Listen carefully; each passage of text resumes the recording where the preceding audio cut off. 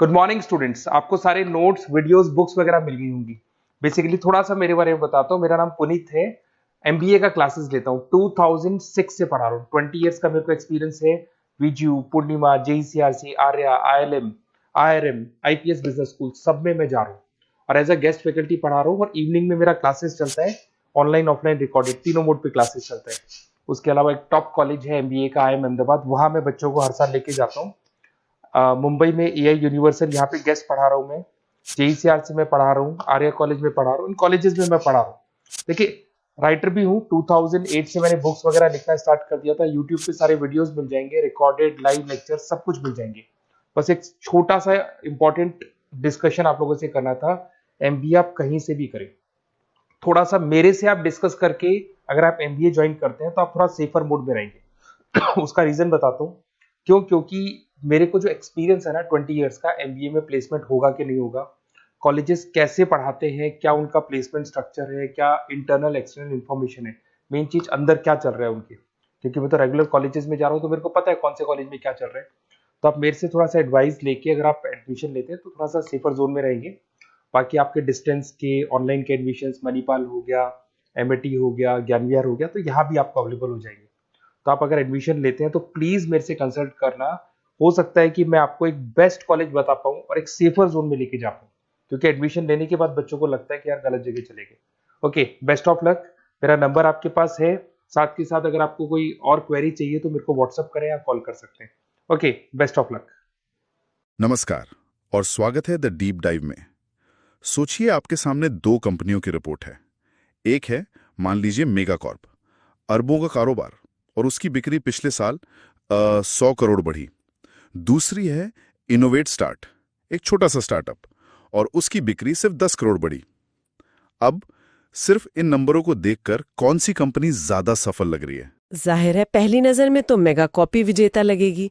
100 करोड़ बनाम 10 करोड़, कोई मुकाबला ही नहीं लगता है ना। बिल्कुल। लेकिन वित्तीय दुनिया में जो दिखता है वो अक्सर पूरी कहानी नहीं होता। और बस यही आज का हमारा मिशन है। हमारे पास जो स्रोत हैं वो वित्तीय विश्लेषण के दो ऐसे जासूसी लेंसों के बारे में हैं जो किसी भी कंपनी के साइज का पर्दा हटाकर उसकी असली कहानी, उसकी असली सेहत, वो देखने में मदद करते हैं। आज हम इन दो तरीकों, तुलनात्मक वित्तीय विवरण और समान आकार के विवरण की गहराइयों में उतरेंगे। बिल्कुल। और हम ये समझने की कोशिश करेंगे कि सिर्फ आंकड़ों को पढ़ने के बजाय आंकड़ों के बीच की कहानी को कैसे पढ़ा जाए। ये सिर्फ अकाउंटेंट के लिए नहीं है, ये किसी के लिए भी है जो जानना चाहता है कि कोई बिजनेस असल में कितना मजबूत, कितना कुशल और कितना टिकाऊ है। तो चलिए पहले लेंस से शुरुआत करते हैं। इसे मैं टाइम मशीन कहना पसंद करूंगा। तुलनात्मक वित्तीय विवरण या कंपैरेटिव फाइनेंशियल स्टेटमेंट्स। नाम थोड़ा भारी भरकम लग सकता है। बिल्कुल। लेकिन इसका काम बहुत सीधा है। ये हमें एक ही कंपनी के अलग अलग सालों के आंकड़ों को साथ रखकर दिखाता है।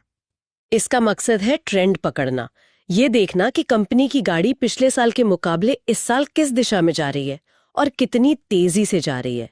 क्या वो स्पीड पकड़ रही है या धीरे हो रही है, या कहीं गलत दिशा में तो नहीं मुड़ गई। ठीक है, तो चलिए इसे हमारे उदाहरण पर लागू करते हैं। मान लीजिए मेगाकॉर्प की बिक्री पिछले साल 1000 करोड़ थी और इस साल 1100 करोड़ हो गई, यानी 100 करोड़ की बढ़ोतरी। ठीक है। और इनोवेट स्टार्ट की बिक्री, वो पिछले साल 10 करोड़ थी और इस साल 20 करोड़ हो गई, मतलब 10 करोड़ की बढ़ोतरी। अब जो हम निरपेक्ष आंकड़े देखते हैं तो मेगाकॉर्प ने 100 करोड़ कमाए और इनोवेट स्टार्ट ने सिर्फ 10 करोड़। तो यहां तो मेगाकॉर्प साफ साफ जीत रही है ना। यहीं पर कहानी में एक मोड़ आता है। निरपेक्ष आंकड़े यानी असल में कितने रुपए बढ़े, वो धोखा दे सकते हैं। तुलनात्मक विवरण की असली ताकत वो प्रतिशत में छिपी है। मेगाकॉर्प की 100 करोड़ की बढ़ोतरी उसके 1000 करोड़ के बेस पर हुई। अच्छा। यानी उसकी ग्रोथ हुई 10%। वहीं इनोवेट स्टार्ट की 10 करोड़ की बढ़ोतरी वो उसके 10 करोड़ के बेस पर हुई। यानी उसने 100% की ग्रोथ हासिल की है। उसने एक साल में अपना बिजनेस दुगुना कर लिया। अच्छा, तो यहाँ तस्वीर पूरी तरह पलट जाती है। एक की रफ्तार 10% है और दूसरे की 100%। तो ये लेंस हमें बताता है कि विकास की गति किसकी ज्यादा है, ना कि सिर्फ विकास का आकार। ये तो बहुत जरूरी फर्क है। लेकिन मुझे एक सवाल आ रहा है। पूछिए। क्या ये 100% की ग्रोथ हमेशा अच्छी बात होती है? क्या ऐसा नहीं हो सकता कि बिक्री बढ़ाने के चक्कर में कंपनी ने अपना सारा मुनाफा ही खत्म कर दिया हो, या शायद बहुत ज्यादा कर्ज ले लिया हो? बहुत अच्छा सवाल है, और यहीं पर तुलनात्मक विवरण की सीमा सामने आती है। ये आपको बताता है कि क्या हुआ, लेकिन ये नहीं बताता कि क्यों या किस कीमत पर हुआ। 100% ग्रोथ बहुत प्रभावशाली लगती है, लेकिन अगर ये किसी एक बड़े वन टाइम प्रोजेक्ट की वजह से है जो अगले साल नहीं मिलेगा, तो ये ट्रेंड भ्रामक है। सही बात है। या जैसा आपने कहा, अगर इस ग्रोथ को पाने के लिए कंपनी ने अपने मार्केटिंग खर्चों को 3 गुना कर दिया और घाटे में चली गई, तो ये एक खोखली जीत है। मतलब ये टाइम मशीन हमें रफ्तार तो दिखाती है, पर ये नहीं बताती कि इंजन में कितना तेल बचा है या इंजन ज्यादा गर्म तो नहीं हो रहा। बिल्कुल सही उपमा है। इसके अलावा महंगाई जैसे बाहरी कारक भी तस्वीर को धुंधला कर सकते हैं। अगर महंगाई दर 8% है और आपकी बिक्री 10% बढ़ी है, तो असल में आपकी ग्रोथ सिर्फ 2% हुई है। तुलनात्मक विवरण ये सब संदर्भ अपने आप नहीं देता, उसके लिए हमें और गहराई में जाना पड़ता है। ठीक है, ये समझ आया। तो तुलनात्मक स्टेटमेंट हमें कंपनी की अपनी रेस में उसकी स्पीड बताता है, लेकिन क्या होगा अगर हमें ये जानना हो कि उसकी दौड़ लगाने की तकनीकी कुशल है या नहीं? क्या वो अपनी ऊर्जा बर्बाद तो नहीं कर रही? मुझे लगता है इसके लिए हमें अपना लेंस बदलना होगा। और यही हमारा दूसरा लेंस काम आता है, जिसे हम कह सकते हैं बिजनेस का एक्सरे, समान आकार का विवरण या कॉमन साइज स्टेटमेंट्स। ये टूल कंपनी के आकार को पूरी तरह से समीकरण से हटा देता है। एक्सरे, ये दिलचस्प है। ये काम कैसे करता है? ये हर चीज को प्रतिशत में बदल देता है, लेकिन एक अलग तरीके से।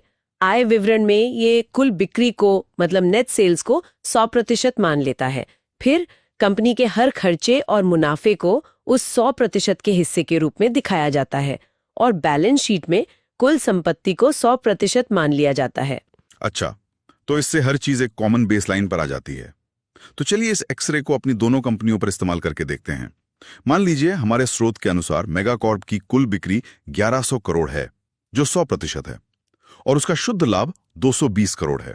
तो समान आकार के विवरण में हम कहेंगे कि मेगाकॉर्प का नेट प्रॉफिट मार्जिन 20% है। 20%? हाँ, यानी बिक्री से कमाए हर 100 रुपए में से सारे खर्चे निकालने के बाद कंपनी की जेब में 20 रुपए बचते हैं। ठीक है, अब इनोवेस स्टार्ट को देखते हैं। उसकी कुल बिक्री 20 करोड़ है, जिसे हम 100% मानेंगे, और मान लीजिए उसका शुद्ध लाभ सिर्फ 1 करोड़ है। तो इसका मतलब हुआ कि उसका नेट प्रॉफिट मार्जिन सिर्फ 5% है। अरे ये क्या, अभी तो हम इनोवेस स्टार्ट की 100% ग्रोथ की तारीफ कर रहे थे, और अब ये एक्सरे दिखा रहा है कि वो तो हर 100 रुपए पर सिर्फ 5 रुपए कमा रही है, जबकि मेगाकॉर्प 20 रुपए कमा रही है। मैं थोड़ा उलझन में हूं, कौन सी कंपनी बेहतर कर रही है? और यही इस विश्लेषण का जादू है। ये आपको सवाल पूछने पर मजबूर करता है। पहली नजर में 5% मार्जिन 20% के मुकाबले बहुत खराब लगता है, लेकिन हमें एक्सरे में और गहराई से देखना होगा, पैसा जा कहाँ रहा है। मान लीजिए समान आकार का विवरण हमें दिखाता है कि मेगाकॉर्प अपनी बिक्री का सिर्फ 5% रिसर्च और डेवलपमेंट R&D पर खर्च करती है, जबकि इनोवेस स्टार्ट अपनी बिक्री का 40% R&D पर लगा रही है। ओह, तो मतलब इनोवेस स्टार्ट जानबूझकर आज का मुनाफा कुर्बान कर रही है ताकि वो भविष्य के लिए कोई बड़ा नया प्रोडक्ट बना सके। बिल्कुल। ये कमजोरी नहीं, ये एक सोची समझी रणनीति है। बिल्कुल, ये एक आक्रामक निवेश है अपने भविष्य में। वहीं मेगाकॉर्प, जो एक स्थापित कंपनी है, वो अपनी मौजूदा स्थिति को बनाए रखने और शेयरधारकों को खुश करने के लिए मुनाफे पर ध्यान केंद्रित कर रही है। कोई भी रणनीति अपने आप में सही या गलत नहीं है, लेकिन समान आकार का विवरण हमें उस रणनीति को समझने में मदद करता है। ये हमें बताता है कि कंपनी अपने संसाधनों का बंटवारा कैसे कर रही है। ये तो किसी शहर के बजट को समझने जैसा है। क्या शहर नए स्कूल और अस्पताल बनाने पर ज्यादा खर्च कर रहा है, या फिर सड़कों की मरम्मत पर? दोनों जरूरी हैं, लेकिन प्राथमिकता क्या है, ये बजट के प्रतिशत से पता चलता है। बहुत बढ़िया सादृश्य है, और इसकी असली ताकत तब सामने आती है जब आप एक ही इंडस्ट्री की अलग-अलग कंपनियों की तुलना करते हैं। एक सॉफ्टवेयर कंपनी का 80% का ग्रॉस मार्जिन सामान्य हो सकता है, क्योंकि उनका माल बनाने का खर्च लगभग 0 होता है। लेकिन अगर एक रिटेल स्टोर का ग्रॉस मार्जिन 80% है तो इसका मतलब या तो वो कोई जादुई सामान बेच रहे हैं या उनके आंकड़ों में कोई गड़बड़ी है। संदर्भ बहुत जरूरी है। मुझे याद है एक बार मैं एक स्टार्टअप की रिपोर्ट देख रही थी। कॉमन साइज स्टेटमेंट में उनके अन्य खर्चे 25% थे। 25%? हाँ, जो बहुत अजीब था। जब हमने जांच की तो पता चला कि फाउंडर के निजी छुट्टियों के खर्चे भी उसी में जा रहे थे। वो 1% का आंकड़ा था जिसने पूरी कहानी पलट दी। वाह, तो ये सिर्फ नंबर नहीं है, ये सच्चाई का पता लगाने वाले संकेत हैं। तो अब हमारे पास दोनों लेंसों की रिपोर्ट है। आइए इन दोनों को एक साथ रखकर देखते हैं ताकि पूरी तस्वीर साफ हो सके। हाँ, क्योंकि असली जादू तब होता है जब आप दोनों रिपोर्ट एक साथ रखते हैं। तो अगर मैं इसे संक्षेप में कहूं, पहला अंतर फोकस का है। तुलनात्मक विवरण या टाइम मशीन का फोकस समय के साथ हुए बदलाव पर है। यह साल दर साल की कहानी है। जबकि समान आकार का विवरण या एक्सरे का फोकस एक ही समय में कंपनी के अंदर के अनुपात पर है।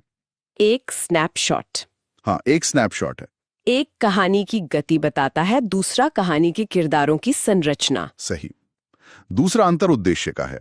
तुलनात्मक विवरण ट्रेंड पकड़ने के लिए है, क्या हम ऊपर जा रहे हैं या नीचे। वहीं समान आकार का विवरण कंपनी के ढांचे को समझने के लिए है, हमारे पास जो है हम उसका इस्तेमाल कैसे कर रहे हैं। प्रवृत्ति बनाम संरचना, ये एक मौलिक अंतर है। और तीसरा, जो शायद सबसे महत्वपूर्ण है, वो है तुलना का प्रकार। तुलनात्मक विवरण एक ही कंपनी की अपनी पिछली परफॉर्मेंस से तुलना करने के लिए बेहतरीन है, लेकिन जैसा हमने देखा, समान आकार का विवरण अलग अलग आकार की कंपनियों की एक दूसरे से तुलना करने के लिए बेजोड़ है। ये मेगाकॉर्प और इनोवेस्टार्ट को एक ही तराजू पर तौल देता है। इस अंतर को समझने के लिए धावक वाला सादृश्य बहुत काम आता है। तुलनात्मक विवरण ये देखने जैसा है कि एक धावक अपना हर लैप पिछले लैप से कितनी तेजी से पूरा कर रहा है। ये उसकी अपनी प्रगति को ट्रैक करता है। वो समय के साथ तेज हो रहा है, धीमा। हाँ, वहीं समान आकार का विवरण कई अलग अलग धावकों की दौड़ने की शैली का विश्लेषण करने जैसा है। जैसे वे अपना कितना समय हवा में बिताते हैं बनाम जमीन पर, उनके कदम कितने लंबे हैं वगैरह। हम ये देखने की कोशिश कर रहे हैं कि किसकी तकनीक सबसे कुशल है, भले ही उनकी अभी की रफ्तार कुछ भी हो सकता है इनोवेटस्टार्ट नाम का धावक अभी थोड़ा धीमा हो क्योंकि वो अपने तकनीक सुधारने में बहुत ऊर्जा लगा रहा है, लेकिन उसकी शैली इतनी बेहतर है कि भविष्य में वो सबसे तेज धावक बन सकता है। एक प्रगति दिखाता है, दूसरा क्षमता। ये तो बिल्कुल साफ हो गया। तो जब हम दोनों लेंसों को एक साथ रखते हैं तो हमें मेगाकॉर्प और इनोवेस्टार्ट की पूरी कहानी मिलती है। टाइम मशीन मतलब तुलनात्मक ने हमें दिखाया कि इनोवेस्टार्ट अविश्वसनीय रफ्तार से बढ़ रही है, और एक्स-रे मतलब समान आकार ने हमें दिखाया कि क्योंकि वो आज के मुनाफे को भविष्य की तकनीक में निवेश कर रही है। ये सिर्फ नंबर नहीं है, ये एक सोची समझी कहानी है। बिल्कुल। और एक निवेशक या मैनेजर के तौर पर अब आप एक बेहतर सवाल पूछ सकते हैं। क्या आपको एक स्थिर अनुमानित 10% की ग्रोथ चाहिए, या आप एक जोखिम भरे लेकिन संभावित रूप से 100% ग्रोथ वाले दांव पर पैसा लगाना चाहेंगे? इन दो टूल्स ने हमें उस सवाल तक पहुंचा दिया जो सिर्फ कच्चे आंकड़े देखकर कभी नहीं मिलता। तो आज हमने सीखा कि किसी भी कंपनी के वित्त को समझने के लिए सिर्फ एक नजरिए से काम नहीं चलता। तुलनात्मक विवरण हमें समय के साथ यात्रा दिखाता है, और समान आकार का विवरण उस यात्रा के दौरान गाड़ी के अंदर की मशीनरी की हालत बताता है। इन दोनों को साथ इस्तेमाल करना आंकड़ों के ढेर को एक स्पष्ट और उपयोगी कहानी में बदलने जैसा है। ये आंकड़ों को आवाज देने जैसा है, लेकिन ये हमें एक अंतिम और शायद सबसे जरूरी सवाल पर भी लाता है। हमारे स्रोत हमें ये बताते हैं कि इन विवरणों का उपयोग कैसे किया जाए, लेकिन असली सवाल ये है, ये विश्लेषण हमें क्या नहीं बताते हैं। मतलब इन एक्सरे और टाइम मशीन की रिपोर्ट के पार क्या है? हाँ, हमने इनोवेस्टार्ट की कहानी देखी, आक्रामक ग्रोथ, भविष्य में निवेश। ये आंकड़ों में बहुत अच्छा लगता है, लेकिन क्या होगा अगर उनकी टीम में अंदरूनी कलह चल रही हो? क्या होगा अगर उनका वो बड़ा नया प्रोडक्ट एक ऐसी तकनीक पर आधारित है जो शायद काम ही ना करे? और मेगाकॉर्प जो स्थिर और भरोसेमंद दिखती है, क्या वो इतनी बड़ी और धीमी हो गई है कि वो बाजार में आने वाले नए बदलावों का सामना ही नहीं कर पाएगी? ये चीजें, कंपनी की संस्कृति, मैनेजमेंट की दूरदर्शिता, टीम का मनोबल, आपको किसी वित्तीय विवरण में प्रतिशत के रूप में नहीं मिलेंगी। तो सोचने वाली बात यह है कि इन आंकड़ों से मिली कहानी को जमीन पर मौजूद सच्चाई के साथ कैसे मिलाया जाए। ठीक यही। असली समझ तब पैदा होती है जब आप क्वांटिटेटिव विश्लेषण, जो हमने आज चर्चा की, उसको क्वालिटेटिव विश्लेषण के साथ जोड़ते हैं। मतलब कंपनी के लोगों, उत्पादों और बाजार को समझना। तो सवाल ये है, इन नंबरों की कहानी को परखने के लिए आप कौन से गैर वित्तीय सवाल पूछेंगे ताकि आप ये सुनिश्चित कर सकें कि जो कहानी बताई जा रही है वो सच्ची है।